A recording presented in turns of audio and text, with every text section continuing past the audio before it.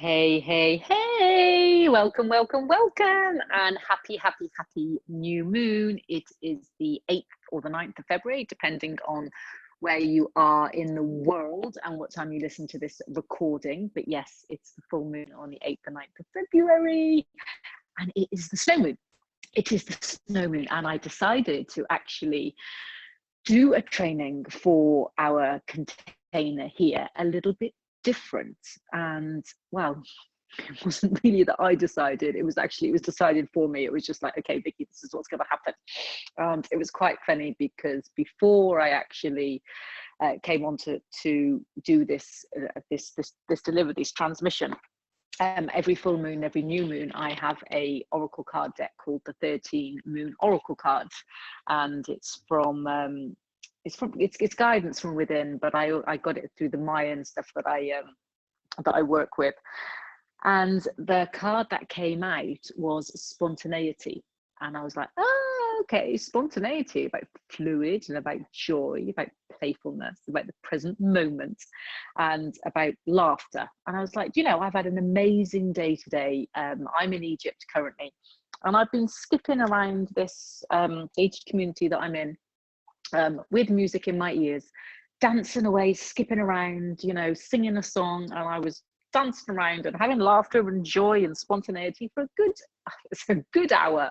Just people weren't looking from their apartments, listening to me singing as they went by, as I went by. But anyway, it is the full moon, and I like to do the trainings on the full moon and the new moon, not just because it is all about it's not because it's just all about the moon. It is purely because, as we know, that we are our emotions are affected by the moon. It's like the tide, it's affected by the moon. And because we have so much water within our body, then it's just it's just science, it's just nature, it's just the way it is that we are affected by the moon. And it's all about that. Sometimes you just think, oh my gosh, people really, really are getting on my nerves. I just need to release these people. I need to release these thoughts. I need to release this out of my field. And you do that on the full moon. So if anybody you want to get out of your field, do it today. Do it tomorrow, do it the next few days. Say bye-bye, don't want you in my life anymore. And you can't blame me, just blame the moon. But it's not so much time about just getting rid of people. It's actually getting rid of thoughts, it's getting rid of feelings, it's getting rid of emotions that really aren't there to serve you. And to be able to get rid of these thoughts, these feelings, and these emotions, you've got to be aware of them. And awareness is key. And this is what we work on within the Align Your Life container, is all about awareness and how we're able to catch these, how we'll be able to shift them, and how we're actually going to be able to move them and then continue moving them and continue catching them and continue shifting them, so then they don't actually come back and bite us on the bum constantly. But for this training, as I mentioned, this is slightly different, because spending time in a very secluded place in Egypt, and I'm here for 4 weeks to do some writing and some creation for this new amazing mastermind retreat that is coming up. And also there's some other things that I want to be able to write as well. Being in secludedness and being in the sun and being in a very high vibe environment really does help me to deliver to the best of my ability. And but one of the guidance was these trainings, because usually the trainings, there'd be within the Zoom, there'd be slides, you'd be on it live and we'd be talking, it would be interaction, and then there'd be tasks for you to do, and then we'd be able to talk about the tasks after in the group and give feedback and etc. But I was strictly guided that this training is to be slightly different, and I didn't really know why. And the reason that I'm just following my guidance is to really say that how important stories are in our life, whether or not the stories that you have around you, whether or not those stories are actually holding you back, whether or not those stories are actually there to jeopardize your personal growth, whether or not those stories are there to jeopardize your relationships, those stories are there to jeopardize your abundance, whatever it is. It's really being aware of the stories, but whether or not the stories are there to jeopardize us, which again is just being aware of it, and is actually taking those stories and, you know, breaking these stories down, which we do together. But on the other hand, stories can be really empowering. Stories can be really, really uplifting. And I don't think many of you know that I write a lot of stories, and I write stories, and I love creating stories, and I love creating posts, and I love creating content and things. And then, you know, my friend Veronica, she'll turn around and say, "Oh, your stuff is just so long. It's just so long. I can't read it, you know, because it's not three, it's longer than 3 lines." But I get inspired by she's going to look back at me and say, "What are you saying that for?" I get inspired by stories. So yeah, so I write stories, and the stories that when I write the stories, they don't seem to, when I'm writing them, I don't feel that I'm writing these stories about me. I'm not sat there in this bad place saying, "Okay, you know, this is a story about how shit my life is and how this has gone wrong and how this has gone wrong, etc., etc." I just write the stories, and I like them to flow, and I like them to rhyme sometimes. But no, okay, they don't rhyme all the time. And it just comes. And then once I've done them, I think, "Oh, that's great." And then I save it into a Dropbox folder saying my stories. And then I'll do another one whenever it feels right, and it stays in the Dropbox folder. And I've shown a couple of people some of these stories, and people say, "You know, you need to put these into books, Vic. You need to put these into little books. I'll help you do it. You know, we'll get the illustrations written and all this sort of stuff." And I'm like, yeah. But I have strict guidance to actually share one of the stories with you, because I was reading it once I arrived over in Egypt, because there isn't a lot of internet. So I was going through my folders trying to sort out all my Dropboxes, because I can do that without an internet. And this story popped up, and I read it, and I was like, "Oh, okay, that's interesting. That's interesting." And I was like, "Yeah, that really is interesting. That story really is about my life." Exactly. It was about my life. And what I was guided to was to share it, to kind of, in a way, hopefully inspire, to say that when you are feeling that way, that the light really is, the end of the tunnel is there, and you can be supported. Because I'm going to read out to you my story. And this story, now I read it back, I'm like, "Oh my gosh, that is really, really how I felt." I am totally in a different place now, totally in a different place now. But when I go back to it and I read over it, you'll understand when I read it to you that everything that, oops, I hope you're still there. Sorry, it blanked out then. Everything that I'm reading out to you then all makes sense, because everything, I'll tell you at the end, not to give it all away. So this was written on the 4th of March 2019, and then just saved into my Dropbox. So I haven't read it out loud ever before, other than reading it to myself. So okay, so there's storytelling time. So sit back, relax, get yourself a cup of cocoa, or maybe close your eyes while I read you a story. And the story is called Golden Island of Love and Being. Golden Islands of Love and Being. Okay. The sun was shining bright, beaming down rays that seemed to penetrate light straight into the crown chakras of all underneath her. The golden sand was sparkling and glistening under her feet. The breeze was singing a lullaby as it passed, tenderly touching everyone in its path, like a caressing, nurturing embrace. The sound of the water was soothing beyond belief, giving the feeling of being back in mother's womb. Standing there, not knowing what to do, not knowing who to be, not knowing who she was. She stood up and she screamed. She screamed, and she screamed so loud that the sun stopped blasting her rays down. So loud that the water stopped moving. So loud The breeze was gone. So loud, the sand was cold to touch. All of the goddesses on the island stopped in their tracks. They halted. They looked up in total shock. Never, ever had any goddess screamed out like this before. Not any goddess on this golden island. The island of love and being. Who was it? Who has shaken this island like this? Oh my gosh. It can't be. No, it can't be. Yes, it is. Oh my goodness.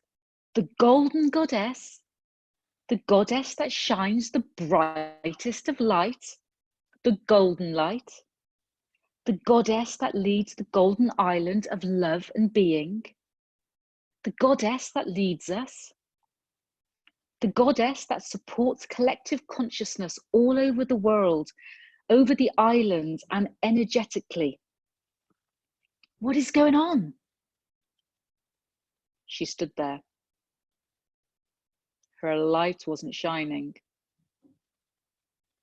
Her angelic, contagious smile wasn't there.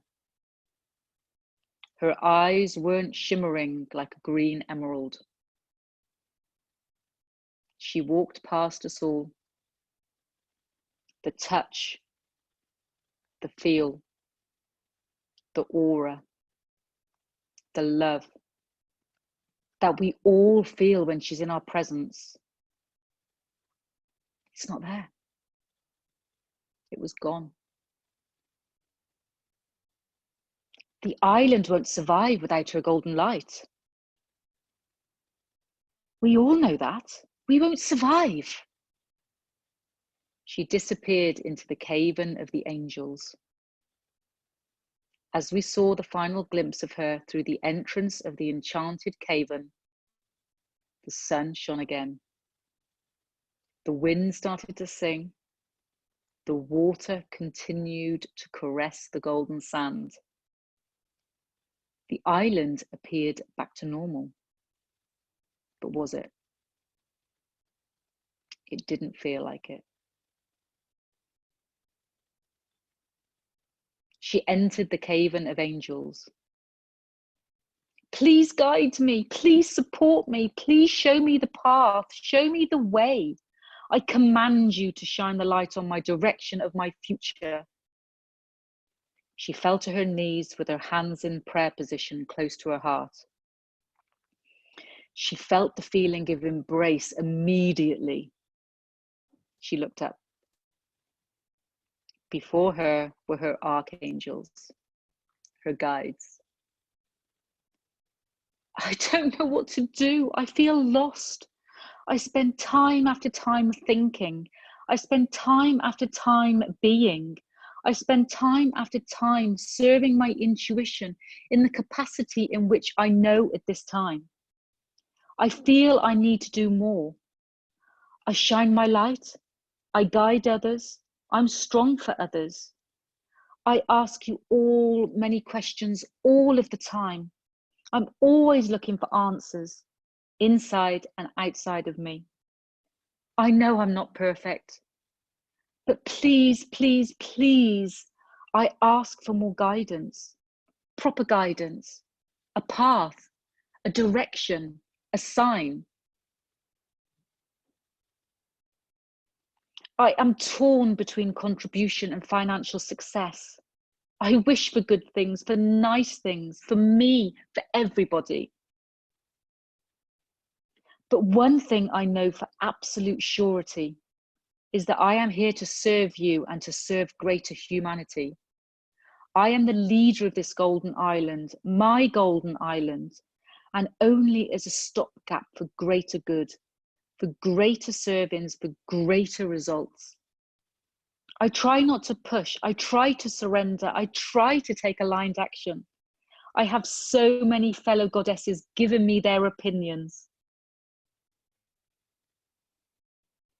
She looked up at them as if she was a child begging for answers from her parents. She knew inside that the answers were inside of her, but she didn't know how to access them. My dear child, she was scooped up into the wings of Archangel Metatron.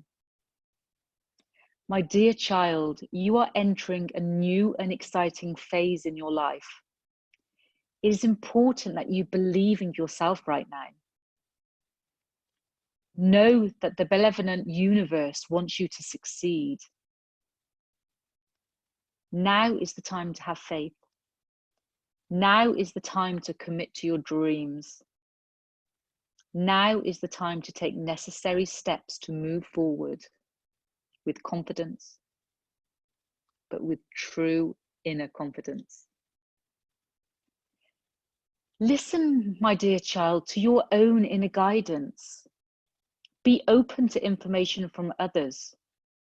They may help you regarding detailed steps to take. Listen. Seek the insight you feel you need. You have a bond with children. In particular, you can help children that are sensitive. The young crystal children, the slightly older indigo children, who are important to the future of humanity. You can help ensure their bright future. But just as importantly, if not more, educate the adults to rise, to shine, to align, to connect. Bond with these children, bond with the adults, focus on your highest priorities. I will help you get organized and motivated. You have called upon me. I will use my sacred geometric shapes. Expect unexpected opportunities. The end.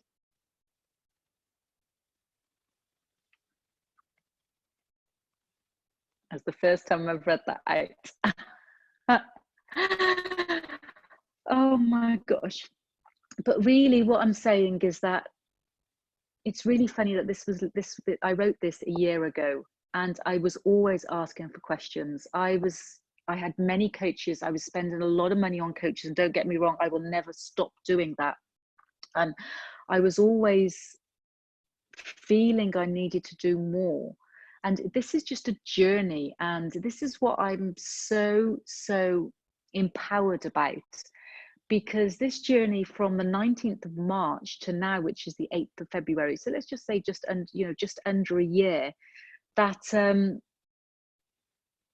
this is exactly what I've been doing. I've been the guardian angels of many people, helping them shine their life, supporting them to actually be their own golden goddess, because we are all golden goddesses or golden gods, or whatever we want to be, male or female. But it's stepping into ourselves, and it's actually surrendering into it. And when I read this back, and just knowing that the universe wants us to succeed, it's important to believe in yourself right now, to have faith, to commit to your dreams, take the necessary steps to move forward with confidence, with true inner confidence. These were the things that it was okay being told that. However,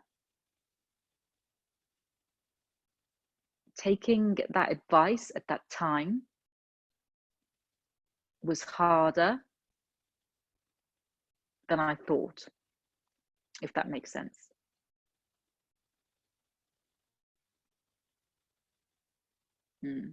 So this is why I've